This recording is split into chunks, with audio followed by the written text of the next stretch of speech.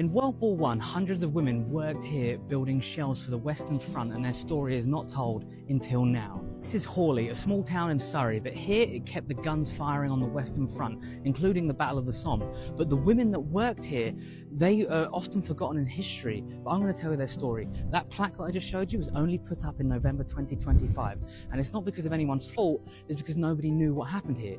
This area, these houses you see behind me, used to be part of a massive munitions factory, including this is Horley railway station. But they were known as canaries. They built 5 million shells here for the Western Front. The TNT inside of those shells would make their skin turn yellow and bleach their hair, hence the name canaries. Right here is where this all happened. I know it doesn't look like much, but once upon a time, this was a huge important place in history. This is Women at War. Keep watching this video, please.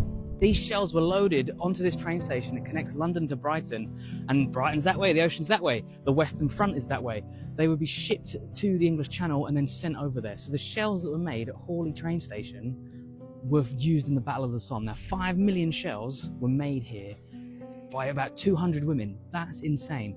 On the first day of the Battle of the Somme, they fired 1 million shells. So when you think about the lads on the Western Front in the trenches, don't forget about the women that were working inside here, helping that happen. They were fueling the war effort. And the reason why nobody knew about this was all developed into a new housing area. And I think from my own research, about 20 years ago, a local historian, people were telling him, oh, we keep finding these concrete foundations in our houses. And he looked up the story, and then he found out the story about the Munitionettes that worked here. Absolutely mad, and their stories are not often told. So I hope you've watched this to the end of the video and you've learned a little bit about them.